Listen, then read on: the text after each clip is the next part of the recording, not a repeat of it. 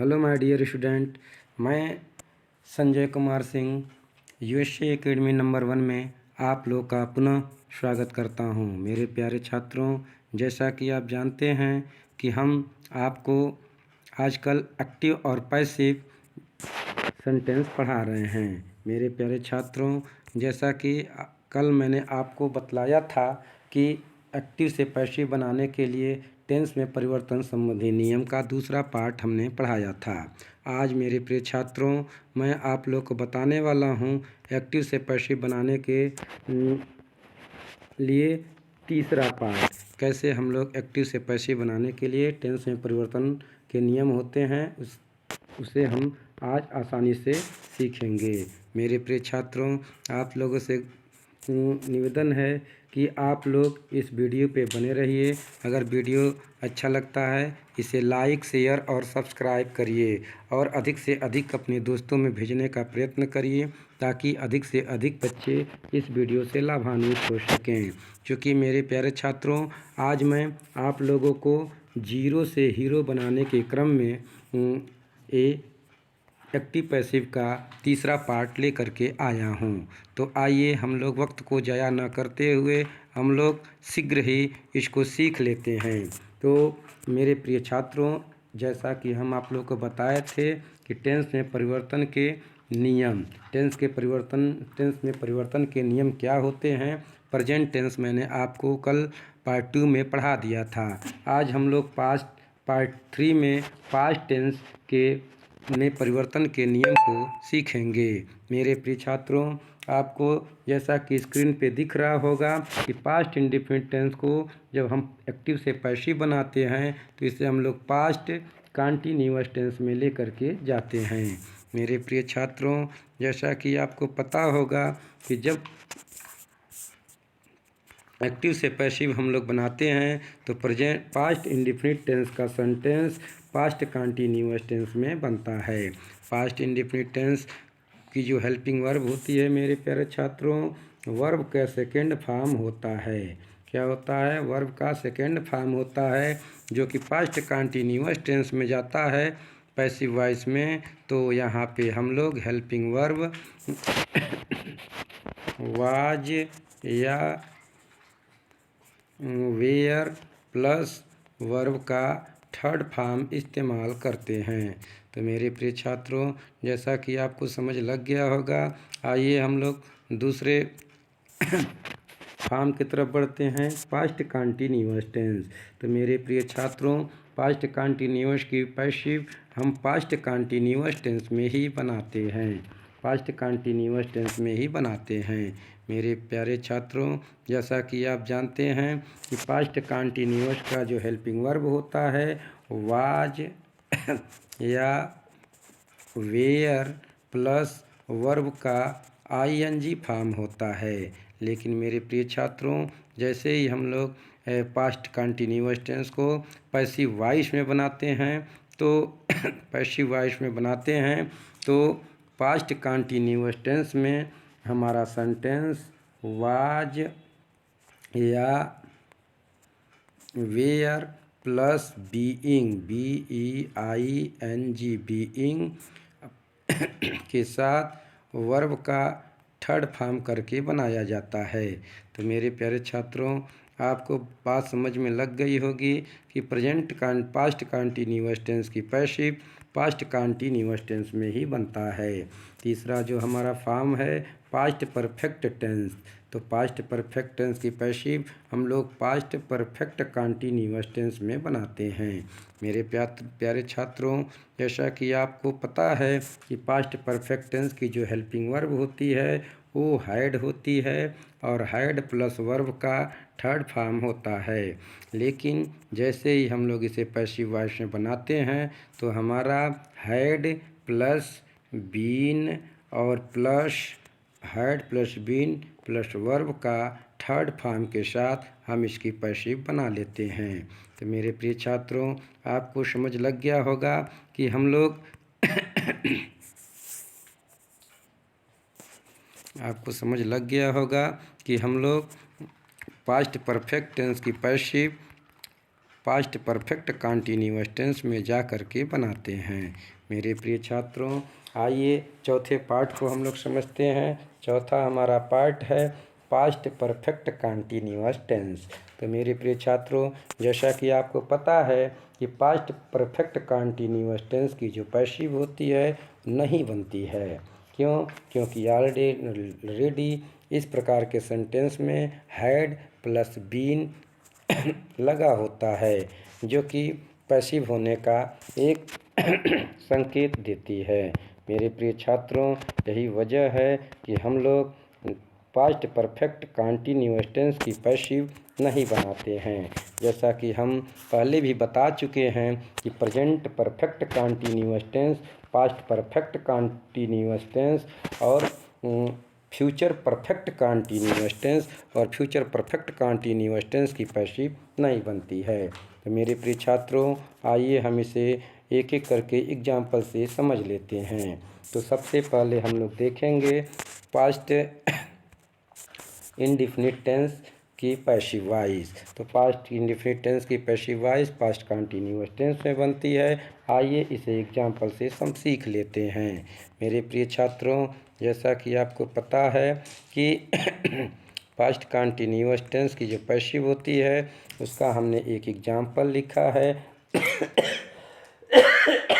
The Hunter killed A tiger. आपको screen पे दिखाई दे रहा होगा कि the Hunter killed A tiger. तो पैसिव बनाते समय सबसे पहले हमको ऑब्जेक्ट को ढूंढना होता है और ऑब्जेक्ट को हमें सब्जेक्ट के स्थान पर लिखना होता है।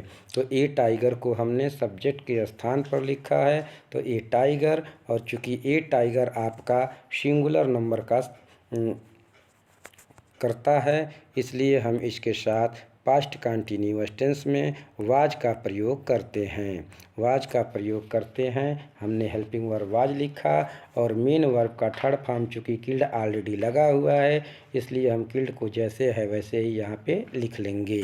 इसके साथ ही मेरे प्रिय छात्रों, बाई प्रीपोजिशन का यूज करते हुए हमें सब्जेक्ट द हंटर को हमें ऑब्जेक्ट के स्थान पर लिख देना होता है। इस तरीके से आप देख सकते हैं कि इजीली हमने एक्टिव वॉइस के सेंटेंस को पैसिव वॉइस में चेंज कर दिया। तो आइए हम लोग इसे दूसरे एग्जाम्पल से अच्छी तरह सीख लेते हैं। We did not finish the work. हमारे पास सेंटेंस है मेरी प्रिय छात्रों कि we did not finish the work. हमने अपना काम पूरा नहीं किया, जो कि हमारा एक्टिव वॉइस का सेंटेंस है। आइए हम इसे इजीली पैसिव वॉइस में बदल देते हैं। तो जैसा कि हमने बताया कि एक्टिव से पैसिव बनाते समय सबसे पहले हम ऑब्जेक्ट को ढूंढते हैं। तो द वर्क आपका ऑब्जेक्ट है, तो ऑब्जेक्ट को हम सब्जेक्ट की जगह पे लाते हैं, तो द वर्क हो जाएगा। द वर्क के बाद हम लोग द वर्क चूँकि सिंगुलर नंबर में आता है, इसलिए हम इसके साथ वाज का प्रयोग करेंगे। तो मेरे प्रिय छात्रों, हमने हेल्पिंग वर्ब को भी लिख लिया। आइए हम लोग देखते हैं, चूँकि हमारा सेंटेंस निगेटिव है, तो जैसा कि हमने प्रेजेंट टेंस में भी बताया था कि निगेटिव सेंटेंस की पैसिव भी निगेटिव वाक्य में ही बनती है। तो यहाँ पे हम नॉट वाज के साथ नॉट लिखते हैं, और चूँकि फिनिश है तो फिनिश का second form third form finished होता है। फिनिश्ड होता है। चूँकि मेरे मित्रों, मैंने फिनिश की जगह पर डन लिखा है जो कि टाइपिंग में मिस्टेक हुआ है, अतः आप लोग फिनिश के जगह पर डन के जगह पर फिनिश भी लिख सकते हैं। इसमें किसी प्रकार की कोई दिक्कत नहीं है। तो डन की जगह पे आप लोग फिनिश्ड लिखिएगा। तो फिनिश्ड, और चूँकि बाई हमें प्रीपोजिशन का यूज करना है, और चूँकि हमारा प्रॉपर नाउन की जगह पे वी आया है, तो इसलिए हम लोग पर्सनल प्रोनाउन के जगह पे वी को अस में चेंज कर देते हैं, जो कि हमारा ऑब्जेक्टिव केस का प्रोनाउन है। तो मेरे मित्रों, जैसा कि आपको एग्जाम्पल नंबर 2 से समझ लग गया होगा कि सबसे पहले हमने ऑब्जेक्ट को लिखा, उसके बाद हमने हेल्पिंग वर्ब वाज लिखा, जो कि पास्ट कंटीन्यूअस टेंस का हेल्पिंग वाज और वेयर होता है, तो वाज लिखा। फिर उसके बाद निगेटिव सेंटेंस होने को जैसे नॉट लिखा, फिर हमने फिनिश्ड को लिखा या डन, फिर बाई को लिखते हुए हमने प्रोनाउन वी को अस में चेंज कर लिया। इस तरीके से हमारा पैसिव वॉइस बन गया। तो मेरे मित्रों, जैसा कि आपको पास्ट इंडेफिनिट टेंस कंप्लीट समझ में आ गया होगा, मैं आशा करता हूँ। चलिए आगे हम लोग पुनः पास्ट कंटिन्यूअस को समझ लेते हैं। तो मेरे मित्रों, जैसा कि आप स्क्रीन पे देख पा रहे होंगे कि अगला हमारा सेंटेंस है पास्ट कंटिन्यूअस टेंस। तो मेरे मित्रों, जैसा कि हमने बताया था कि पास्ट कंटिन्यूअस टेंस की पैसिव पास्ट कंटिन्यूअस टेंस में ही बनती है। तो मेरे मित्रों, आइए हम लोग इसको एग्जाम्पल के थ्रू सीख लेते हैं। जैसा कि आपको पता है कि पास्ट कंटिन्यूअस टेंस की हेल्पिंग वर्ब होती है, वाज या वेयर होती है। लेकिन मेरे मित्रों, जैसे ही हम लोग इसको पैसिव वॉइस में बदलते हैं तो हम पैसिव वॉइस में वाज या वेयर प्लस बीइंग के साथ क्रिया का थर्ड फॉर्म यूज करते हैं। तो आइए हम एग्जाम्पल से सीखते हैं। हम जैसा कि आप स्क्रीन पे देख पा रहे होंगे कि मैंने एक एग्जाम्पल लिखा है, I was writing a letter. तो पास्ट जो हमारा सेंटेंस है ये पास्ट कंटिन्यूअस का एक्टिव वॉइस है। मेरे मित्रों, मेरे प्यारे छात्रों, जब हम इसको पैसिव वॉइस बनाएंगे तो हमें ऑब्जेक्ट सबसे पहले ए लेटर को लिखना होगा। सब्जेक्ट की जगह पे हमें ऑब्जेक्ट लिखने के बाद, चूँकि was a letter singular subject singular number का सब्जेक्ट ऑब्जेक्ट है, इसलिए हम इसके साथ वाज का प्रयोग करेंगे। उसके बाद बीइंग का प्रयोग करते हुए हम मेन वर्ब का थर्ड फॉर्म लिखेंगे। तो हमने बीइंग के बाद रिटन का प्रयोग किया है। जैसा कि हमने आपको बताया था कि मेन वर्ब के थर्ड फॉर्म के बाद आपको बाई प्रीपोजिशन का प्रयोग करना होता है। उसके बाद प्रॉपर नाउन पर्सनल प्रोनाउन का जो सब्जेक्ट आई है उसे हम ऑब्जेक्टिव केस के प्रोनाउन मी में चेंज कर देते हैं। तो इस प्रकार मेरे प्यारे छात्रों, आप देख सकते हैं कि इस सेंटेंस का हमने बहुत ही ईजिली ढंग से एक्टिव वॉइस से पैसिव वॉइस में कन्वर्ट कर दिया। मेरे प्यारे छात्रों, जैसा कि आपको समझ लग गया होगा, आइए हम लोग दूसरे एग्जाम्पल से इसको और इजी तरीके से समझते हैं। मेरे प्रिय छात्रों, जैसा कि आप स्क्रीन पे देख पा रहे होंगे तो मैंने एक एग्जाम्पल लिया है कि she was not reading a book. ये हमारा सेंटेंस पास्ट कंटिन्यूअस का सेंटेंस है जो कि एक्टिव वॉइस में है। आइए हम इसे पैसिव वॉइस में इजीली कन्वर्ट करते हैं और सीख लेते हैं कि कैसे होता है। तो मेरे प्रिय छात्रों, सबसे पहले हम इसमें से ऑब्जेक्ट को ढूंढते हैं जो कि ए बुक है। ए बुक चूँकि सिंगुलर नंबर का ऑब्जेक्ट है, इसलिए इसके साथ हम वाज का प्रयोग करते हैं। चूँकि हमारा सेंटेंस नेगेटिव है, इसलिए हम नॉट का प्रयोग करते हुए बीइंग का प्रयोग करेंगे। साथ ही मेन वर्ब रीडिंग का थर्ड फॉर्म रीड होता है, तो हम रीड को लिख लेते हैं। आफ्टर दिस प्रीपोजिशन बाई का प्रयोग करते हुए हम सब्जेक्टिव केस के प्रोनाउन सी को हम लोग ऑब्जेक्टिव केस के प्रोनाउन हर में बदल लेते हैं। इस प्रकार हमारा कंप्लीट सेंटेंस बनता है, a book was not being red bye her. A book was not red bye हर। इस तरीके से हमारा पैसिव वॉइस बन गया। आइए हमको उम्मीद है कि आपको इन दोनों एग्जाम्पल से पास्ट कंटिन्यूअस टेंस अच्छी तरह समझ में आ गया होगा। आइए हम लोग वीडियो को आगे बढ़ाते हुए पास्ट परफेक्ट टेंस को भी सीख लेते हैं। जैसा कि आप स्क्रीन पे देख पा रहे होंगे कि पास्ट परफेक्ट कंटिन्यूअस टेंस की जब पैसिव बनाते हैं तो इसे हम पास्ट परफेक्ट कंटिन्यूअस टेंस में लेकर के जाते हैं। तो पास्ट परफेक्ट टेंस की passive past perfect continuous tense में बनती है मेरे प्यारे मित्रों।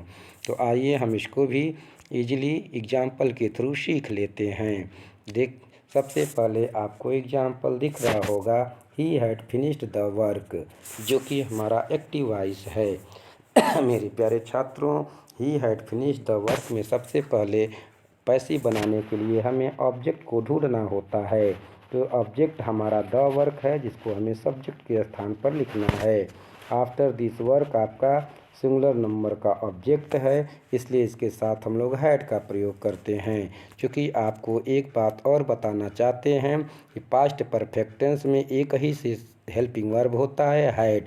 चाहे हमारी सब्जेक्ट सिंगुलर हो या हमारा सब्जेक्ट प्लूरल हो, सबके साथ हम हैड का ही प्रयोग करते हैं। तो हैड के साथ हम लोग बीन का प्रयोग करते हैं पास्ट परफेक्ट कंटिन्यूअस टेंस में। तो बीन लिखते हुए हमें वर्ब का थर्ड फॉर्म चूँकि ऑलरेडी दिया हुआ है, हमें फिनिश्ड लिखना होता है। आफ्टर दिस हमें बाई प्रीपोजिशन का प्रयोग करते हुए हमें ही पर्सनल प्रोनाउन को हमें ऑब्जेक्टिव केस के प्रोनाउन हिम में बदलना होता है।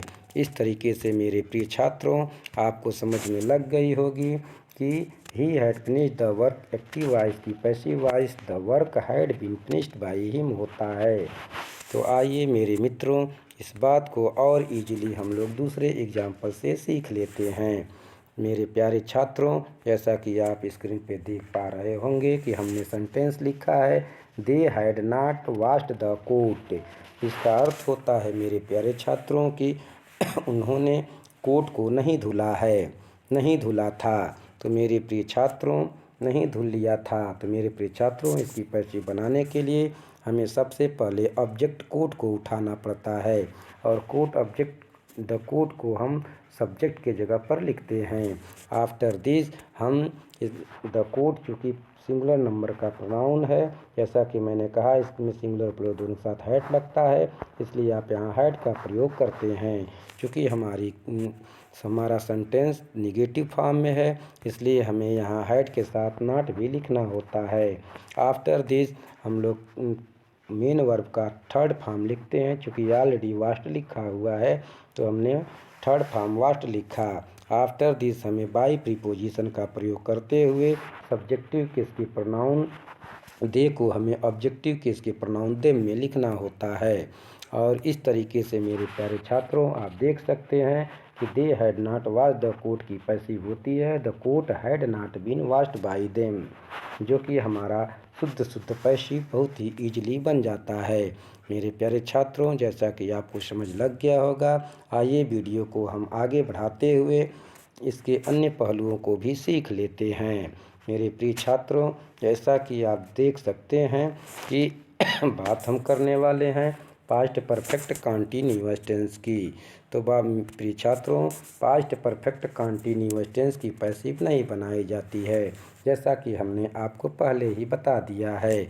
मेरे प्यारे छात्रों, आप लोग को समझ लग गया होगा कि प्रेजेंट टेंस में हम लोग प्रेजेंट परफेक्ट कंटीन्यूअस टेंस की पैसिव नहीं बनाए थे। उसी प्रकार हमें इस सेंटेंस में भी पास्ट परफेक्ट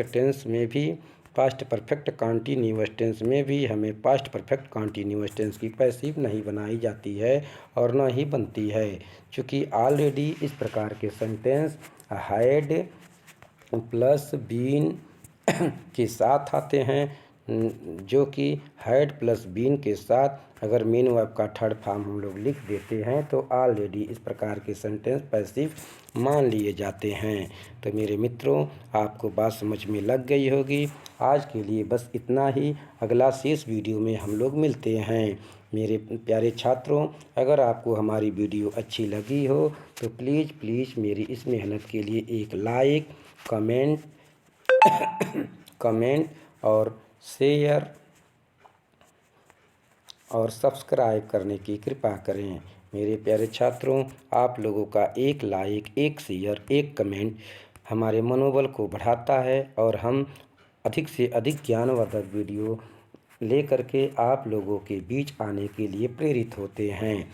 क्योंकि मेरे प्यारे छात्रों, मुझे आपको ही जीरो से हीरो बनाने के क्रम में मैंने ये अभियान स्टार्ट किया है। इस अभियान को सफल बनाना आपका नैतिक जिम्मेदारी है। अतः प्लीज़ लाइक, शेयर और कमेंट करें।